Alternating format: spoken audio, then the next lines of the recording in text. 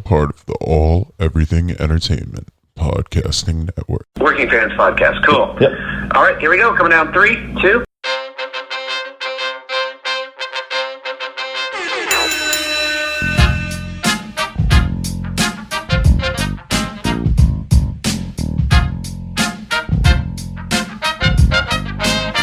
Welcome back for another week of the Working Fans Podcast. This is AJ. I'm the former wrestler. We've got Dave, the ultimate fan, here with us. As we do every week, our producer Joe likes to make us sound good and makes us look way more professional than we actually are. As always, you can find us on Twitter, that's @FansWorking, Facebook, Working Fans Pod. We've got email where you can reach out to us and please contact us to let us know what you think of the podcast and for any ideas that you might have. That's workingfanswrestlingpod@gmail.com. We're on Instagram where you can keep up with us at workingfanswrestling_pod. And then you can now listen to us on all major platforms, including Anchor.fm. We're on Google Podcasts, Spotify, Breaker, Overcast, Pocket Casts, Radio Public, Apple Podcasts, and you can actually check us out on YouTube. Now, it's important when you go onto the Apple Podcasts and YouTube, hit that subscribe button, give us a rating, let us know what you think so you can help us out and we can continue to do what we love and bring you guys in as fans. Guys, I want to take a second to tell you about All Everything Entertainment. They are your home for the latest breaking news and opinions about sports, wrestling, and entertainment. From jock to geek and everyone in between, they will definitely have something for you. As I'm recording this, they have 10 live weekly podcasts that can be watched daily on Facebook, YouTube, or alleverythingentertainment.com. The replays are available on their Facebook, YouTube, SoundCloud, or iTunes channels. Their shows run the gamut as they talk about the NFL, NBA, NHL, football, movies, bi-weekly top 10 countdowns, paranormal activity, wrestling, WWE, AEW, NJPW, UFC, Bellator, and so much more. These guys, they're just like you. They're passionate individuals who love a variety of subjects. And that's why they started this company in May of 2019 to kind of be a one-stop shop for entertainment. On September 11th, 2020, they made arguably their biggest signing by agreeing to terms with yours truly, the Working Fans Podcast. I was out of work sick, and I was happy to join them as a part of their team. You can find them on SoundCloud, Facebook, Twitter, Instagram, and YouTube by searching All Everything Entertainment, or go to alleverythingentertainment.com for their full schedule and a full list of their shows. If you like us, you will 100% like them. Thank you. We want to take a minute to thank our newest sponsor on the show, 482 Designs. That is FOUR, the numbers 82 Designs, 482 Designs. You can find them on Facebook by looking up FOUR 82 Designs, at FOUR 82 Designs on Instagram. And if you want to email them, go to FOUR82designs@gmail.com. Pretty soon, we're going to be rolling out some high-quality t-shirts and stickers that were just done by the sponsor. Please check them out for any of your screen printing needs. First off, it's light years better than our first run. Also, it survived the washer and dryer. They look good, and they're good quality. Nice. And those stickers before Paco chewed them up were amazing. And luckily, we'll be getting some more in, hopefully, before we start selling them to fans. But that's FOUR 82 Designs. All right, everybody, it's the Working Fans Podcast with the man they call Dave, AJ Strangebrew, and sitting in again this week, Mr. Jake St. John. And he's going to start us off this week. Jake, we're talking about who is the better tag team wrestler, Arn Anderson or Bobby Eaton. I know you're a fan of both these guys. Give me a little insight on why you picked who you picked. So I am an absolute fan of both of these guys. The Enforcer, I just absolutely love Arn Anderson. And Dave, you know my love for the Midnight Express. Yes. I just when I think of tag team wrestling, it's the Midnight Express. It's Stan Lane, Bobby Eaton, and Jim Cornette. Whenever those guys are on TV, like I can picture them after the show at a Denny's talking tag team wrestling, talking about what they're going to do. Like to me, the Midnight Express, they made it real. However, in my pit, going over some of the information I had, and none of it is official. It was just real quick research. I had Bobby Eaton with 3 championship partners, 3 tag team partners on top, Condrey, Lane, and Arn himself.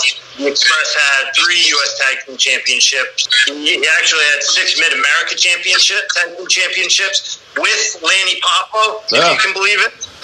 And then, he had a couple other Mid-South secondary tag titles, NWA, like Bluegrass, NWA, not Wild Side, but a couple other secondary titles. So Bobby Eaton, I mean, he was a tag team specialist. You can't go wrong teaming with Bobby. And I'm going to come back to Bobby in my explanation, but Arn Anderson, I had him right around 5 or 6 world championships between the NWA and the WWF with Ole, Tully, Zbyszko, Eaton, and Pretty Paul Roma. Yes.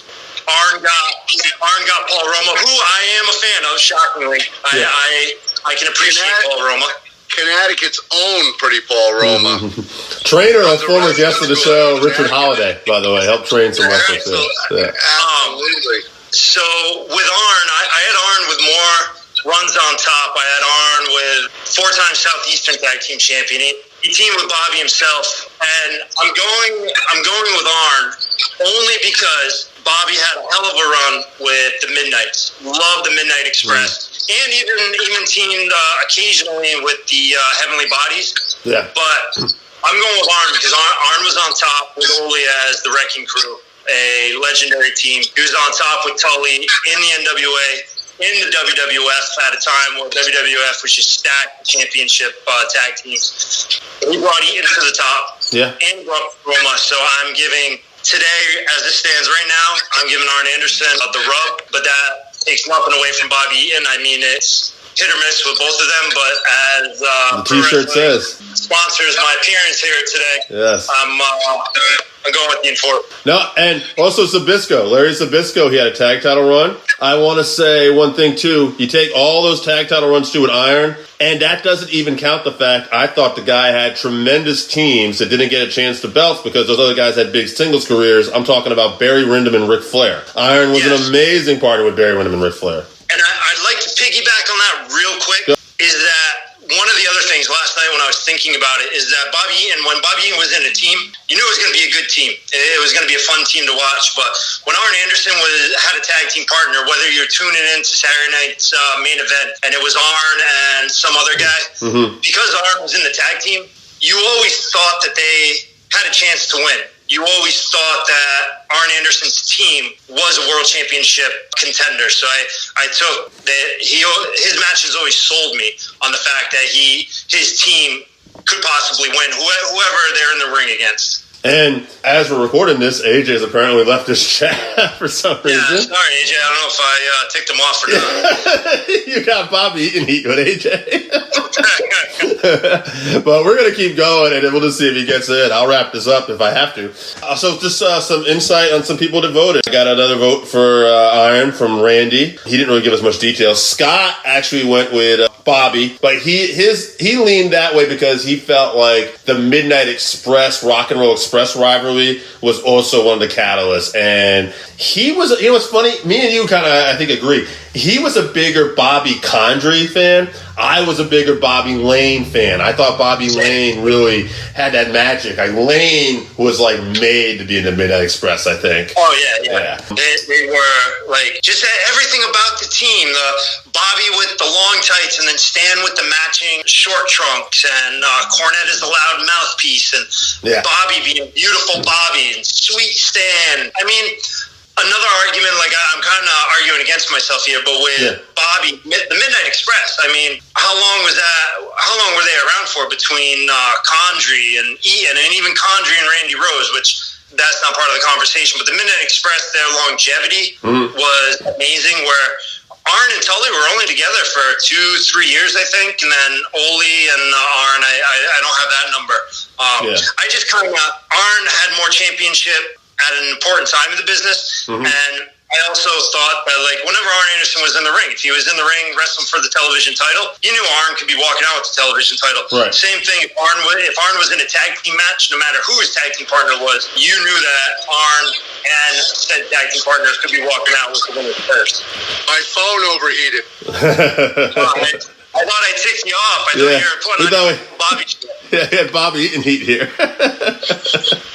Nah, my phone overheated from sitting in windshield on the holder thing. Well, AJ, while we have you here, in case you go out again, why don't you give us some insight on who you would pick as the better tag wrestler and why? See, this is a tough one for me because are we going by who would be more famous, who had the better career, or are we just going by who's the better tag wrestler? Your call. Make an argument. All right, so one of the best wrestlers on the planet that I've heard from so many different people around the world ever, and one of the best tag team workers in the world, and this is people like Ricky Steamboat, people like Ricky Morton, Robert Gibson. These are people like Arn Anderson. I know where you're going with this. Arn Anderson have said that Bobby Eaton is the greatest pure wrestler to actually, a tag team wrestler to ever lace up the boots. So if we're And a hell of a nice guy, too. and one of the nicest people on the planet and can almost speak English. But if those guys think he's the greatest tag team wrestler of all time, who the hell am I to disagree with that? So to me, he's by far the best tag team wrestler on the planet. However, if you're going by most famous and most successful, then it's Arn Anderson. Arn Anderson has been successful with the Dangerous Alliance. He's been successful in the WWF. He's been successful in the WWE. He was successful in Georgia, Pensacola. Wherever Arn Anderson went, he found a way to be a tag team wrestler and to be successful. So as a pro wrestler overall success, Arn Anderson as a tag team wrestler, I will never, ever say anyone's better than Bobby Eaton. Okay, so your vote's going for Bobby Eaton this week then. Yes. Okay. Well, god damn it. Sorry to be so intense there, but if my phone does die again, I wanted to make sure I got that in there. That's all right. At the end of the day, I am going with Arn Anderson. You kind of hit it on the head when you were joking, but they're so neck and neck as a tag team wrestler in terms of success and the way they work. They're both mechanics.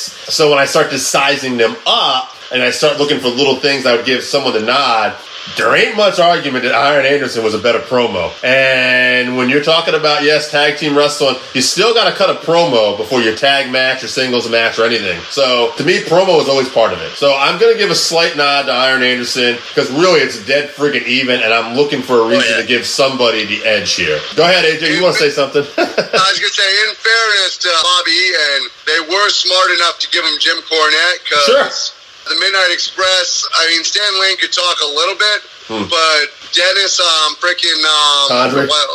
Yeah, he could barely speak also. So Cornette was so important to that tag team. 100%. Dave, I think you and I talked about this earlier this week, that like with the perfect heel team, you have the team itself, and then you've just got a hateable manager. Right. And I think the Midnight Express overall was just such a solid product. And that theme song, that like synthesized rhythm, and I hated they were just phenomenal. Yeah, I hated them when I was a kid. Like, before I fully respected them. And if you talk about, like, you know, teams like you just had automatic heat with you, like when I saw this guy Jim Cornette come out, like I'm a little kid and, you know, I want to root for the manly, bigger and larger than life wrestlers. And I see this little twerp come out, I'm like, I hate this guy. I want to see this guy get punched in the face. In fairness, Dave, if they weren't drinking from Hogan's thermos, you really didn't like him as a kid. That's bullshit. Let me tell you, I was not the biggest Hogan guy. Now, I have a lot of respect for Hogan as the draw, and I did like Hogan as a kid. But I tend to lean towards guys like Jimmy Snuka, Andre, Rowdy Piper. I was always like the middle. Like, I don't know. I was always rooting for that middle guy, like that guy close to the top. I wanted to see them win. Ricky Steamboat, one of my all-time favorites. What's that? Yeah, I didn't like the cookie cutter babies. I remember one Christmas when when those 12-inch Hasbro wrestling figures came out, And I always like the heels, always. Yeah. I remember waking up Christmas morning and a bunch of aunts and uncles and cousins. I must have had 4 or 5 Hogan. And I was like, what the hell am I going to do with a bunch of Hogan? I hate Hogan, 1, so I ain't booking the guy. And 2, who's he going to wrestle against? I didn't have anybody else. So I was not a Hulkamaniac. Not posing tonight, brother. Yeah, for me, it was always like, I always liked those guys that were close because even now, I don't know what it is, like, even like in UFC or MMA when I'm watching a fight, one of the things I like is the guys who are on the cusp of greatness. Like, I talk to people who hate, they're like, where are the stars? Where are the stars? And yeah, you got to have stars. I like stars, but I've always been about that chase personally. I love the guys that are on the way up, whether it's a good heel or babyface, but if they can give me something to work with, I'm like, man, like Edge. When Edge came on the scene, I'm like, I'd like to see that guy make it someday. And then I was like, oh, wow, you know, he had like a real quick one with the Intercontinental title. And before he was going to be like a great tag wrestler, I thought, oh, I'm just so happy he got that. Never thought this guy was going to have the legendary career he did where he won all those world titles. But, you know, we're getting off task here a little bit. At the end of the day, Dave always liked the fringe guys like Ultimate Warrior. I did like Ultimate Warrior. That music, that intensity. I like Sid. I was a Sid guy. Yeah, the music, too, that he was coming out to, the look, the intensity, the skyscrapers. And, Jake, you talked about this early on. Lex Luger, the United States title run, where he had the music. He was hitting people with clotheslines, getting the pin. You sold me on it as a kid. Now I'd probably be like, what else could this guy do? I agree with you with Sid. However, call me Papa Shango because the Warrior always made me throw up. Papa Shango was another character that I really appreciated and probably wouldn't be taken too well today. No, not at all. I enjoyed it. Even his work as a Soul Taker. I mean, he had talent coming up like it. Mm-hmm. I like the fact that Papa Shango is probably a little less racist than the Godfather. Yeah, exactly. And then he goes into the Hall of Fame as the Godfather. Yeah. But before we move on from Bobby and Arn, there was a Clash of the Champions. Bobby was television champion, and he main evented against Flair. And I remember watching that and knowing Flair was the guy and knowing that Flair's not dropping the title on TV, but every near fall, here's Bobby. Bobby's gonna do it. They're gonna shock the world, and Bobby's gonna be a world champion. And that match always stood out. I love that one. I was gonna say, I know we talked about all the partners that Iron had, but one of my favorite tag teams, believe it or not, was actually Steven Regal and Bobby. Yeah, the Blue Because Gloves. you talk about 2 great wrestlers. I know they were playing a gimmick, but just the pure wrestling in the ring was absolutely amazing. Oh, God, yeah. Yeah. Actually, a little off subject, but talking about tag wrestlers versus Ric Flair, Flair really had a great thing going with tag wrestlers. Ricky Morton, Bobby Eaton. He had the one match with Iron. It was good. For whatever reason, it disappointed me at the time, and you find out later they might not have been working well together. Flair was on his way out the first time. But when Flair took on Scott Steiner at a Clash of the Champions, I remember Steiner being so hot at them with a Frankenstein. And I was so excited for that match. It ended up being a draw, and they didn't click as well for some reason. I found out later But that... wait a minute. The funny thing about that is a lot of people want to put the blame on Flair because he was heading out. Steiner didn't want that singles run. Steiner still wanted to actually wrestle the tag team. And I think part of it was him trying not to actually be a singles wrestler at that point. Well, apparently there was some heat, obviously, for years with Scott and Rick. And a lot of people thought it was from the Nitro era. But it actually might have been, some of that was from that class match, it turns out, possibly, too. So, you never know.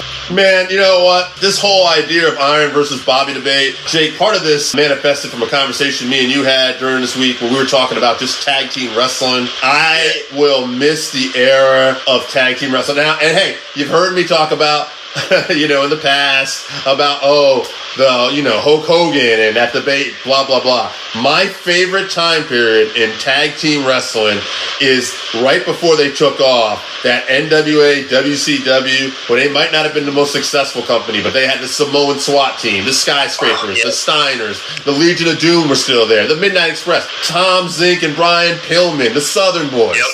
Might not be good now. It doesn't matter. They were all great teams, the Freebirds. It was amazing. All of them were almost as good as the Killer Bees. Hey, the British Bulldogs are one of my favorite tag. WWE had some great tag teams back then, too. And no knocking the Killer Bees, but they were. Zach one of the biggest British Bulldog fans you'll find. Dude, I mean, there was a time period where you could see all those teams I just mentioned. You could have turned into Texas and saw the Freebirds and the Von Erichs. You could have saw all those teams, and you could have turned into AWA and saw the Midnight Rockers versus Playboy Buddy Rose and Doug Summers. Like, there was a lot of great teams, man. Although, wait a minute. In fairness to the AWA, at one point on their Super Clash, when they actually brought everybody together with NWA, AWA, they do have that hidden gem of the Rockers versus the British Bulldogs, which is a hell of a match. Right. You never get a chance to see that. There's also one where the Rock and Roll Express wrestled the Bulldogs somewhere, too. That's a team I wish in their prime we could have saw the Bulldogs versus in their prime, the Steiner brothers. To me, that would have been a match. Given the way they can wrestle and how hard-hitting they were, it would have been very interesting. Yeah, absolutely. But, all right, guys, the slight nod's going to go to Bob Eaton this week, judging by the votes, 4-3. So no hate there as far as a tag wrestler. I do think we all kind of agreed that Iron had probably the slightly better career overall. And obviously, definitely light years the better interview. No offense, Bobby. We love you. At the end of the day, when it came down to tag team wrestling, by a hair, we're going to go with Bob Eaton. Dave, unlike you this time, you know, I'm a genuine face. It's what I do. You know, Yeah. It's my personality. 100%. Babyface. I want to invite Jake back to any time because I think he's added something to this. Sure. I know you don't feel the same way. I'm a dick. That's what I do. I'm gonna outvote you on this one by don't make me call Joe. No. And Jake, please, I thought you added a lot to this. Anytime you want to come back and do this, please join us. Yeah, I'd love to. Awesome, Thank guys. All right, guys. We're out. All right, adios. Hey guys, this is Amber Nova, your American Muscle Pro wrestler, and I just tuned up the Working Fans Podcast. All right, everybody. It's the Working Fans Podcast with the man they call Dave. And today we have a special guest. She is a former EMT. She is the proud daughter of a mechanic. She is a model/pro wrestler.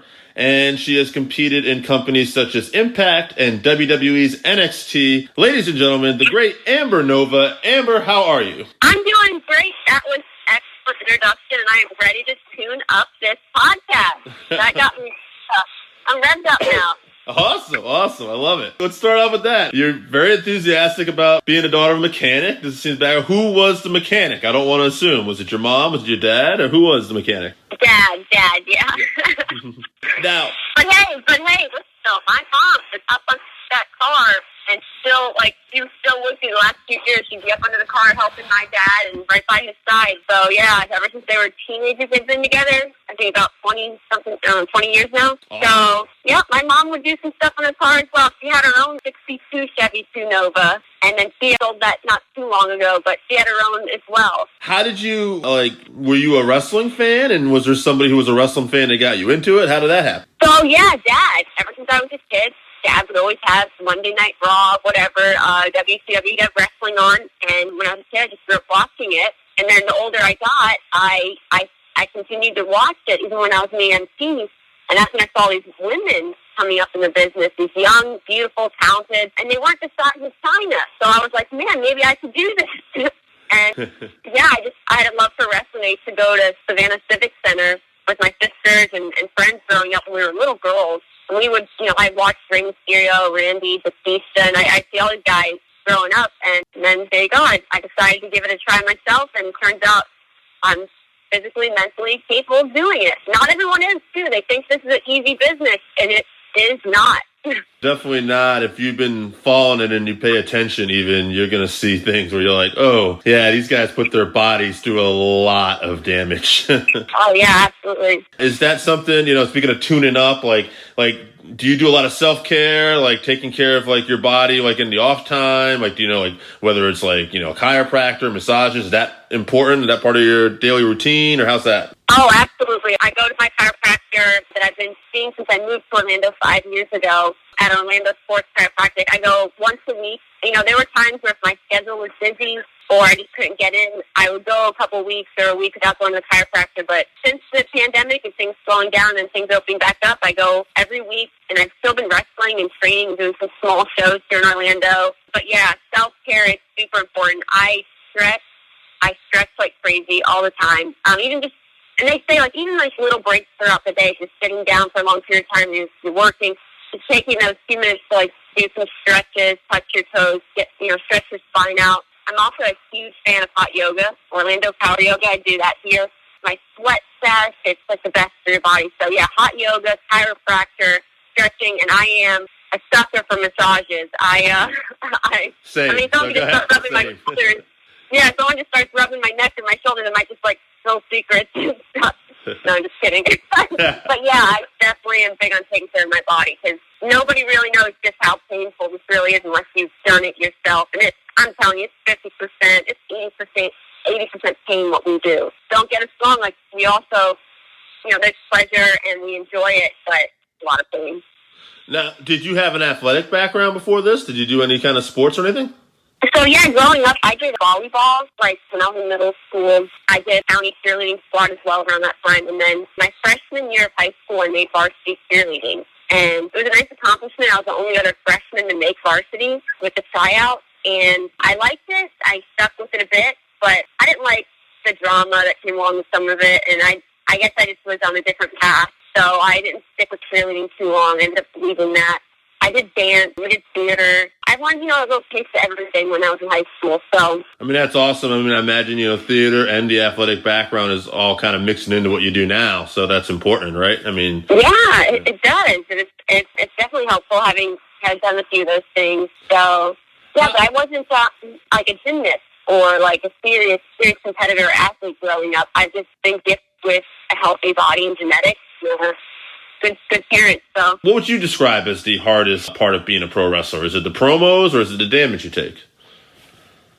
The hardest part of being a pro wrestler, I really want to say it's a lot of mental psychology, mentally, and what we do and making everything make sense of what you're doing in the ring when you're competing. Yeah. And obviously it's physical. It's 100% physical. I mean, you don't know what it's like till you really get in there and you start taking bumps, and then the next day you can't turn your neck. Like, I've gone through so many days where I can't turn my neck, and it's so solid and stiff, and it's just. But why I say it's mental is because once you're physically feeling that pain, then it's all mental to push through it. Like, how bad do you want this? Because you don't make money at this for quite some time until you really can prove yourself. And the more you invest in yourself, the more other people are going to invest in you. And today, I see these wrestling schools today. I see a lot of these young guys coming in, and they think it's so easy. And I don't know, I guess I've seen a lot of young people complain here and there, but it's like, then you look at them and you go, well, how often are you in the gym? How often are you sacrificing time to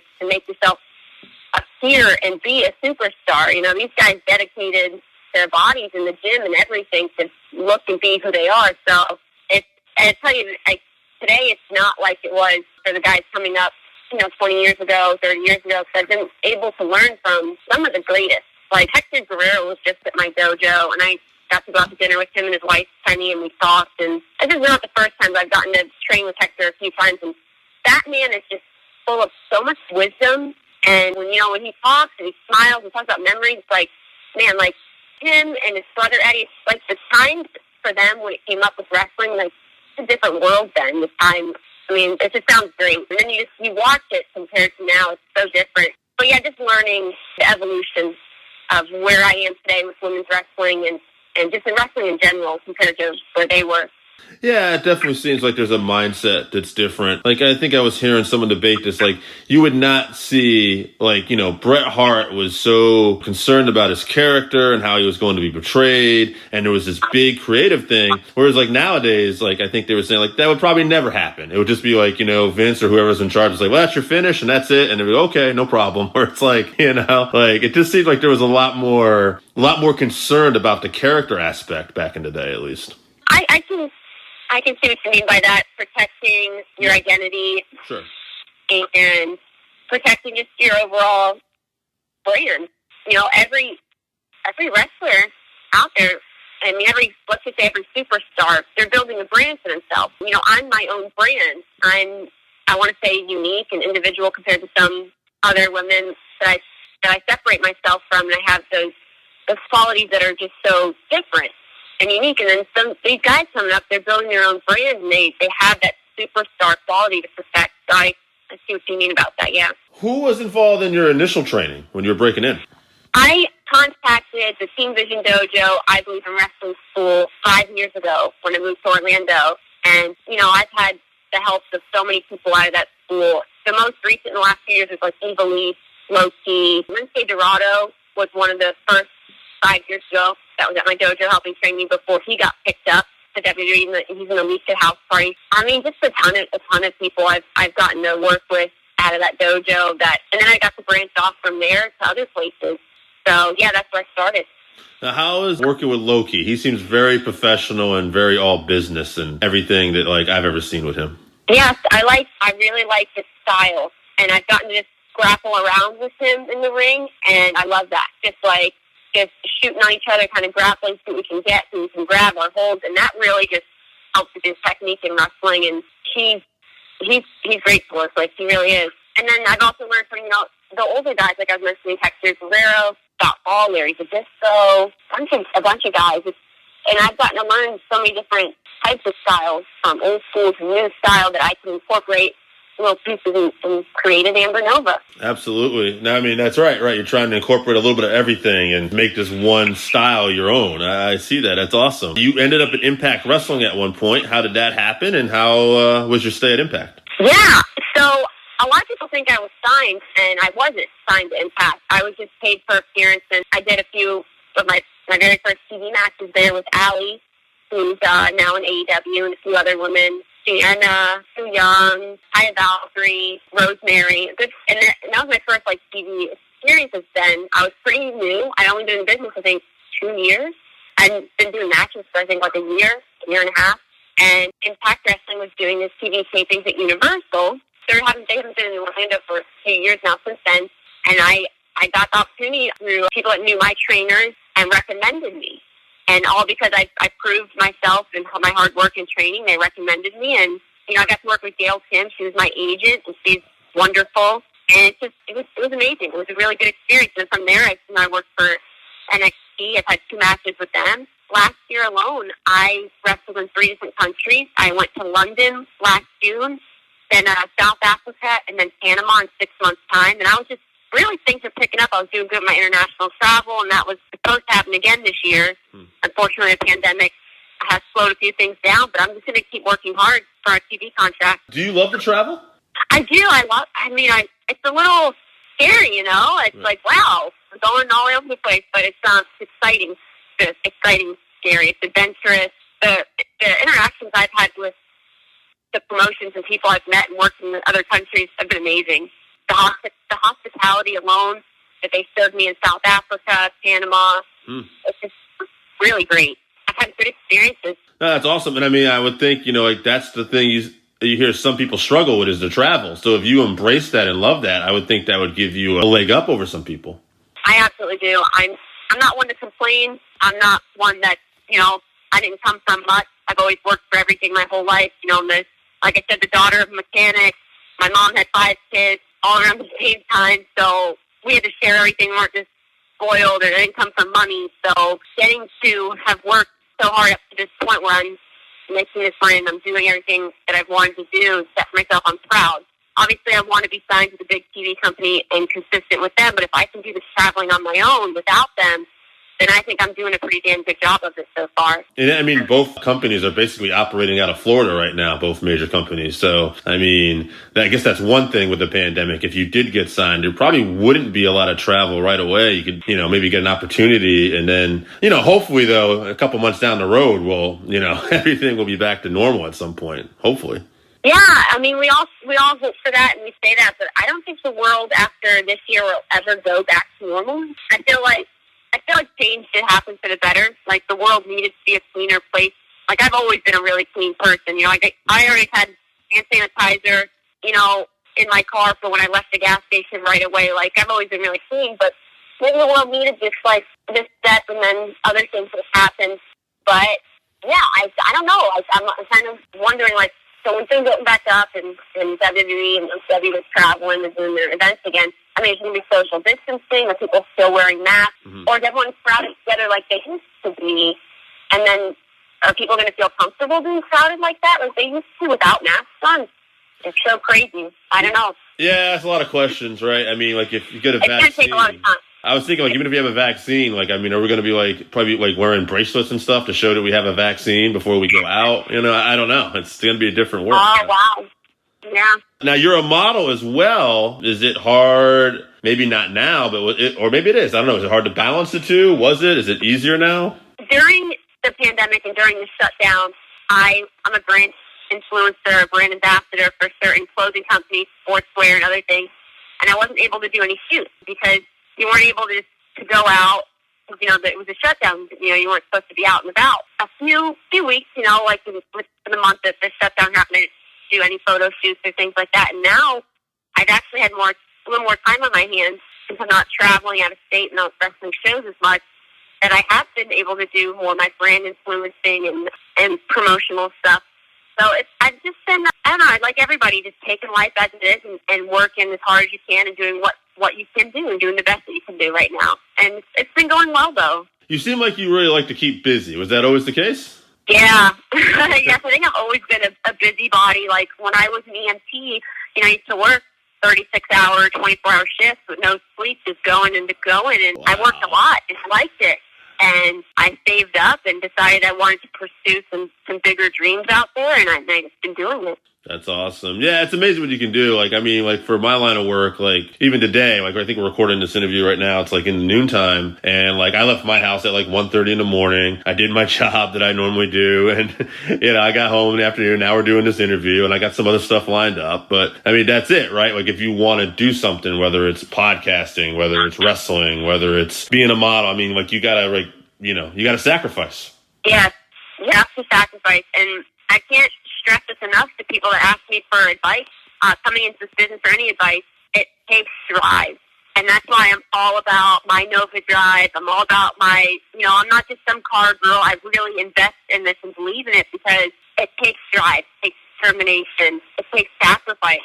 And I just can't stress that enough to people. If you want something, you have to be willing to sacrifice everything. I moved to Orlando with a Nova and a dream. That's it. No friends, no family. I didn't know anyone. And it was awful in the first year. It was rough. I'm beating the hell out of my body doing something that I didn't know was physically that awful at first. And because, I left my career job as an EMT where I used to transport people that were like paralyzed. And now I'm risking myself at this. And, there were days, like I said, I couldn't turn my neck and it was rough. And then not knowing anyone and everything, but I didn't give up. And I just kept pushing through, and that first year was not easy.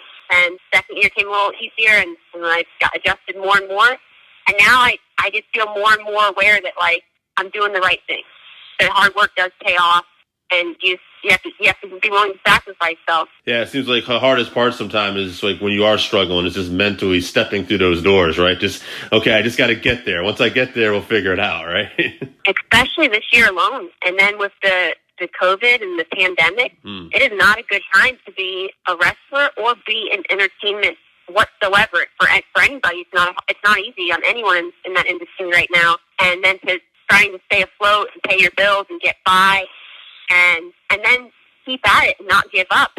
Yeah, it's not easy. It's definitely a different time, You hear a lot of times people will say they've been in business for a while. You got to be the wrestler. You're not playing wrestler. Be a wrestler. And I take that as like a mindset. So like when you're coming to the ring, is there like a certain mindset that you're in, and is there a certain way you prep yourself to get into that mindset? I agree with that 100%, and I think that is like more depth to that than people know. Like what I was mentioning about the young people, just younger people than me or whoever coming into the business thinking, I can be a wrestler, it's easy, right? But then they don't see how much it really takes and the dedication. And yeah, you're not playing wrestler. Like my background, like I said, I've learned from Loki and my other trainers that are black belts, and I've learned from like styles of jiu-jitsu, and I want to learn actual submission moves. I want to actually know how to shoot, to really wrestle, a lot of people want to play this sport, but this is a real sport. Like when I get in the ring with girls that maybe don't know what they're doing as well, and they're starting to hurt me, and I need to protect myself, I do what I got to do. If I need to calm somebody down, I know how to do that. You know how to put them in a hold and say, hey, you need to calm down. Do you want to wrestle? Do you want to entertain, or do you want to shoot on each other? And you have to be physically and mentally prepared professional and capable of doing that. So that's where it's like, oh, you want to play the wrestler, or do you want to really be one? And that's where I like respect people that really know that background of, you know, the hatchet can wrestling, where it all originated from, and then became pro wrestling. So I really love that background of the hatchet can wrestling. I like training with Loki and people that really have a background in that, because I'm not trying to play a wrestler, I'm trying to actually be one. I'm a competitor in that ring, I want to be taken serious. And nowadays, there's so many wrestling shows, and there's so many people that are like, I'll be honest, they're not trained that well. And if I'm going to get in the ring with someone that's not trained that well, I'm not willing to break my neck or paralyze myself for anybody. And so I'm going to protect myself. I want to make sure that the person I'm working is going to be safe with me. If they're not, then I'm going to know how to calm them down and put that hold on them and make them realize, hey, do you want to entertain? Do you want to wrestle? No, I mean, that is awesome. I love the way you explained that analogy, too. You got to be a badass, yeah. Yeah. One of the guys, I watch MMA as well, and I used to do jiu-jitsu myself. And one of the guys that, like, I'm a big fan of is Josh Barnett. Because to me, like, he's an MMA fighter, but he's also a pro wrestler. And I've had guests on before, and we talk about this sometimes where, you know, I love MMA, but they don't always give the respect to pro wrestlers for being as tough as they are for the punishment. And it's a completely different animal. I understand that. But Josh Barnett is a guy that he has the catch-as-catch-ran background with Billy Robinson. He trains a lot of wrestlers like Shayna Baszler. And, you know, like, I know, like, I've seen interviews with him where he's talked about that companies he worked for, I think it was Strikeforce, that they try to put down, like, what was your background in fighting? And he put down pro wrestler. And they didn't appreciate that. They ended up putting something else, like brawler or something. And I thought to myself, like, that's such a great thing. Like, there's a guy who's, like, trying to push that. And I like that you have that same attitude that, you know, okay, you know. Yeah, pro wrestling. Right, go ahead. And it's, well, I agree with you. I don't mean to cut you off. Yeah, like I said, the catch-as-can wrestling, where, you know, it's all really originated from and then became pro wrestling. You know, it's not phony. We learn the same submission moves that they do in MMA. We learn a lot of other things, but we're also entertainment. Absolutely. And you know what? I was going to say, I want your opinion on this too. It's like what happened with Matt Hardy, I'm sure you heard the other night, where he took the fall and, you know, it looked like he was concussed. He hit his head on the concrete, right? Right. And looks like he was concussed. He had his legs falling underneath him. He ended up getting back there. And there was a lot of controversy of him getting back in the ring. And I was telling somebody, because somebody was asking, like, you know, like they said he took a test in between. I said, well, a lot of times if you watch an MMA fight, a guy's getting knocked around and the doctor will ask the fighter, are you ready? Well, the fighter or the pro wrestler in this situation is probably going to go yes. Now, the difference... Oh, right. They're always going to do... Right. They're not going to back down. They're usually always going to say yes, even if they don't realize that they're concussed. And that's another thing, like the concussion, the things you put your body through, crazy. And I was going to say, too, and one thing, too, like, and this being a difference between MMA and pro wrestling, yeah, MMA, you're bashing each other's heads. It's a different type of animal. I get that. But you know what? I bet a lot of MMA guys wouldn't have gone back out like Matt Hardy and have to climb a scaffold. I bet they wouldn't have done that when their legs were underneath them. And I'm sure they wouldn't have done what Mick Foley did and got thrown off a cell or took in thumbtacks. So yeah. It's a different animal. Yeah. So, yeah, it's nice to know that just some people can still respect both sides of it and not try to put one over the other, put one down over the other. Absolutely. I try to preach that as much as I can. I really love the fact that you want to be taken seriously. I think it's awesome that, you know, you get it, and it's been fun having you on. Now, is there anything you want to promote coming up? And, of course, social media? Yes, absolutely. If you guys aren't familiar with my matches or me, you can search Amber Nova. You can watch a lot of my matches on YouTube. Follow me on my social media. It's Amber Nova 73 on Twitter, Instagram, Facebook. You can also get geared up with me. I have autographed posters, photos, grease rags. I do combo deals. You can just shoot me a DM or an email if you're interested in getting any merchandise or geared up. I have upcoming shows that I'm actually really excited about. My first out-of-state booking since February will be October 24th for Hurricane Pro out in Texas, Beaumont, Texas. So I'm looking forward to that event. I have some other events getting lined up. A new company, New Breed Entertainment. You can check them out on my Twitter. And that'll be November 7th. They got some big names that are lining up for that show as well. So finally starting to take some out-of-state bookings. Hoping to see you guys. And yeah, just keep on rocking in the spring world. Awesome. That was great. I love when people put a spin on it. Thank you so much, Amber. You were great. I'm glad we got to actually do this.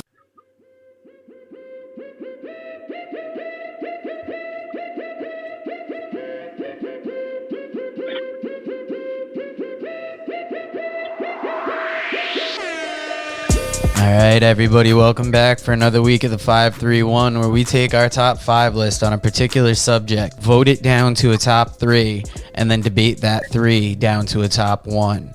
This week, our first week is a part of the All Everything Entertainment Podcast Network. We're bringing you the top 5 wrestlers from Minnesota, and I'm going to kick this off with Jesse from New Hampshire. He had the Road Warriors, Demolition, Mr. Perfect, Ric Flair, and Rick Rude. I love that he put some tag teams on there.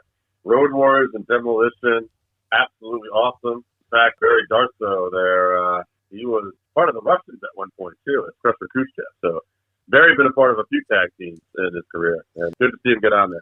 Yeah, and it's wild that like the 2 tag teams that are synonymous with Minnesota got brought up so quick. Of course, Mr. Perfect on there. I think you'd be hard-pressed to find a list that doesn't have Ric Flair. No, we got a couple, actually. And Rick Rude, I mean, just the careers those guys had. We got AJ. He's coming in with the Nature Boy Ric Flair, which is his all-time favorite wrestler, by the way. So I'm not surprised he's on the list. Ravishing Rick Rude, another great one. Wait, did I say Ric Flair was his favorite wrestler? My God, I forgot. We got Vern Gagne on this list right here. If you guys didn't think he was going Vern Gagne, then you were fucking wrong. No, Kurt Hennig makes it, and then our wild card speaker, Greg Gagne? Bronco Nagurski. Okay. God, I feel like he's really trying to pop Randy with that pick. I'm sure. Yeah, I think Randy is literally popped somewhere as we speak. My next list is from Zach St. John. He has Kurt Hennig, Nikita Koloff, Jesse Ventura, Rick Rude, and the Road Warriors. Nikita Koloff? Nikita Koloff was number 2, former guest of the show. Yeah, nice to see. Glad to see. Koloff had a great gimmick. Obviously a legit tough guy. Not a legit Russian, though. Not a legit Russian. I mean, neither was Darso, for that matter. What is it about Minnesota guys that they make perfect Russians? So, I have no clue. You imagine Ric Flair being a Russian? No, I can't imagine Ric Flair being Spartacus, for that matter.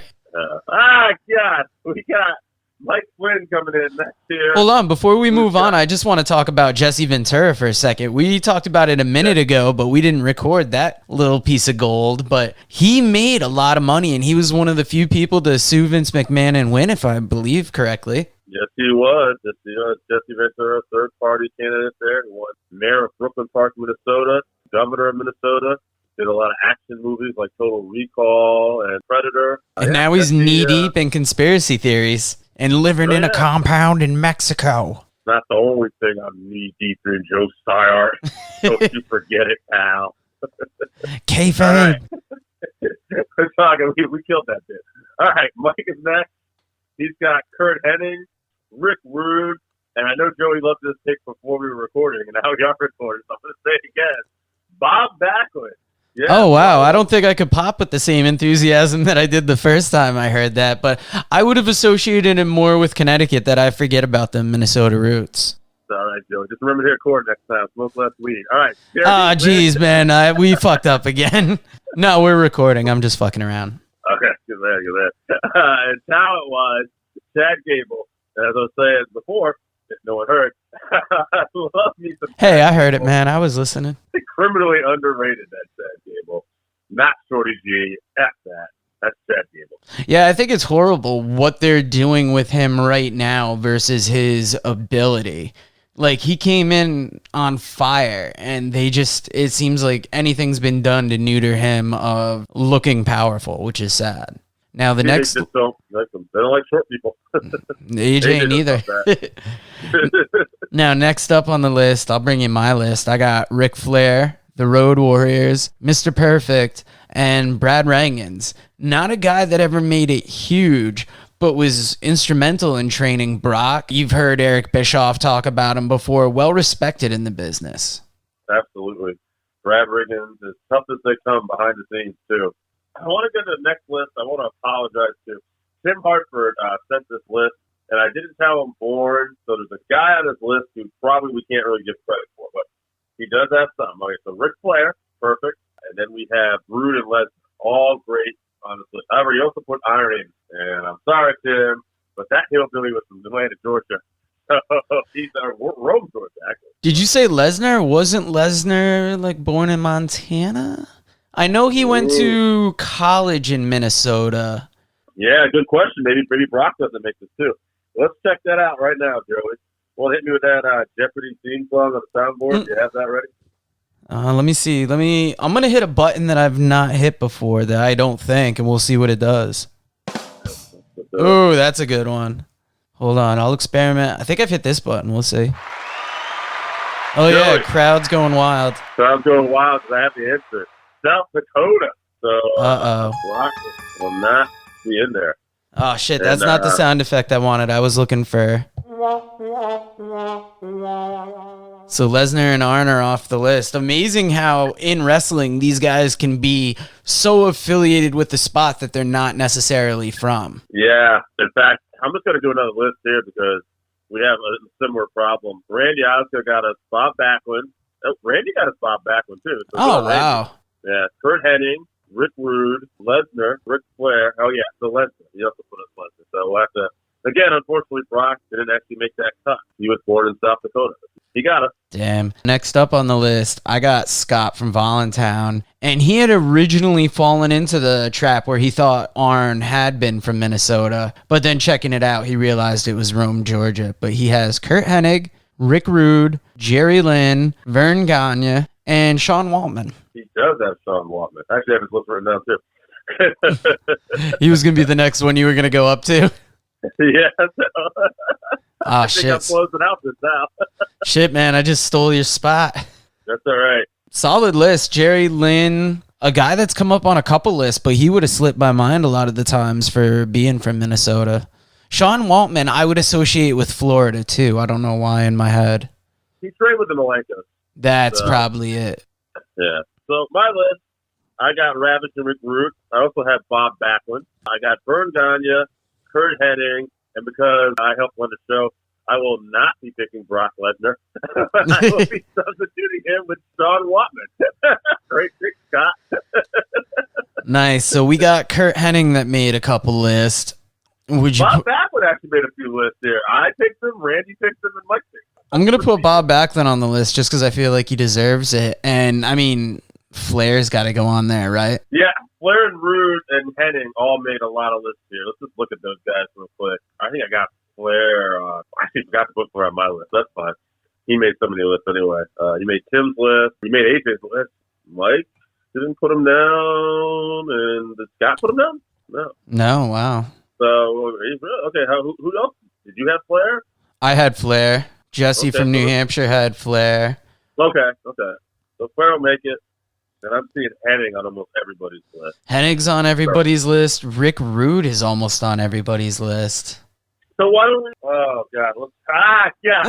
Why don't we go... Let's discuss it between Flair and Rude. Hennig. Oh, Flair and Hennig? Flair, Hennig, Backlund, and Rude, right? Was it someone else who want to put in there? Yeah, we got to have a top three though. So who do we keep in there? Do we keep Hennig, Backlund, and do we debate Flair, Rude, or do we put Flair in there and debate Hennig, Rude? I feel like Flair should go on. I mean, Flair's arguably the greatest wrestler of all time. So let's put Flair in there. Yeah, Flair will go in there, and then we'll argue Hennig, Rude, because I think that's closer of a debate. It is. I totally agree. Yeah, that's perfect. No pun intended. They're both solid upper mid-card dudes that could be in a main event. Yeah. Almost guys that didn't necessarily need a title. Dude, this is so close. Like, let's talk about this for a second. All right. Neither one of them ever held a WCW or WWE heavyweight title. But Kurt Hennig was the AWA heavyweight champion on the tail end of that company was still being a big deal. All right. He won it from Nick Bockwinkel.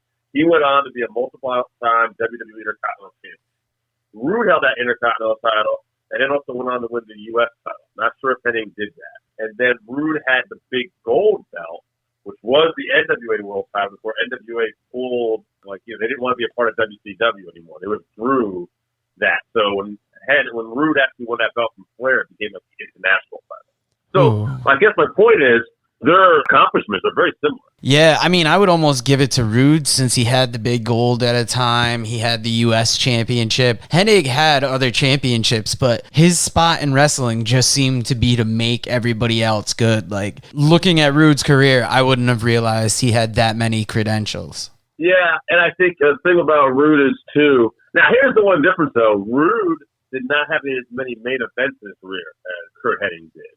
Hennig had a good run with Hulk Hogan on a lot of house shows and stuff like that, and, going to see the Saturday night's main event. I think Rude, I heard this on another podcast today, they were talking about, he had, one main event in WCW. It was, the War Games. For whatever reason, they never put him in that main event slot. So it's definitely, they're very argued, they're very close. I'm going to agree with you, Joey.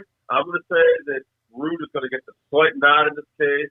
God, he was just so good. He was so good. Yeah, and he's going to suffer the fate of almost anybody that gets argued into that third spot. Between Backlund, Flair, and Rude, I feel like you got to bounce Rude just because Backlund is known for his longevity in the business, just being a technical giant. He held the WWF title at a time when it really meant something. He went from almost WWF to WWF in the Madison Square Garden era. And did you ever? Go ahead. And I mean, if between him, Flair, and Rude, obviously Rude's got to go. I agree. Now, and then some people might disagree with that. Rude's got this great personality. And hey, we're just going off these kayfabe accomplishments, folks. All right. And Backlund is also been in the business for so long. He's also very legitimate. Now, one thing about Backlund as we get into this one-on-one with Ric Flair here, there's a story I heard recently on kayfabe commentaries. It's very old, but it was superstar Billy Graham. And he was talking about Bob winning the belt. And he said that it was one of the very few mistakes that Vince McMahon Sr. ever made, in the sense that, when he put the belt on Backlund, that, Superstar was actually very hot as a heel. So people wanted to cheer him. And he said with Bob Backlund, there was a lot of signs that said, howdy doody and whatnot. But what the story was great was, I guess the next night, Bob is going, to through the curtain, and he's got those long robes he used to wear. Those long, almost like I don't want to say a boxing robe, but he had that long, almost like a bathrobe type thing, right? Yeah. And, they had the belt was, underneath the robe. And I guess Vince Sr.'s like, Bobby, you got to show the belt. The people came to see the belt. And Backlund was just almost like, according to Superstar, childlike, and just goes, I like my robe. And Vince Sr.'s like, no, Bobby, the people, the belt, they need to see the belt. But Vince, I like my robe. I like my robe. Okay, so where I'm getting at with this here. And he wouldn't think to wear the belt on the outside of the robe. That would just look fucking silly, almost. He couldn't do it, man. He couldn't do it. So I was going to say, at the end of the day, I love me some Bob Backlund. He's legitimate. He's fucking amazing. He's probably underrated. But I'll be damned if he's going to get my vote over the greatest wrestler, of all time, the Nature Boy, Ric Flair. Bob Backlund, I love you. Kiss my ass. It's funny that you told the robe story because, the man that's winning this week, Ric Flair, there's obviously no argument from me, was also known for the very flamboyant robes and being a multiple-time champion with it, so that's pretty wild. Unlike Bob, Flair had no problem taking off his robe. Just to have some of those ladies who got to ride Space Mountain back in the day. Woo! Exactly. And guys, that is another week of the 531. You heard us earlier. We're a part of the All Everything Entertainment Podcast Network. Go on over to their website. Check out their list of shows. They are top-notch dudes to allow us in and not make us change a thing about what we do. So listen to them and listen to some more of us next week. Thank you. Main event time, baby. Main event time. All right, so that wraps us up for this week. Thank you again for listening to the Working Fans Podcast. So as always, you can find us on Twitter at FansWorking. Our Facebook page is Working Fans Wrestling Pod. We have email where you can reach out to us and let us know what you think also. That's workingfanswrestlingpod@gmail.com. Follow us on Instagram, workingfanswrestling_pod. And then as always, please continue to listen to us on Anchor.fm, Google Podcasts, Spotify, Breaker, Overcast, Pocket Cast, Radio Public, all your major platforms. If you're following us on Apple Podcasts, which we are also on now, and YouTube, please make sure you subscribe and give us a 5-star rating. It helps us bring you these podcasts where we get to talk to you and talk with you every week.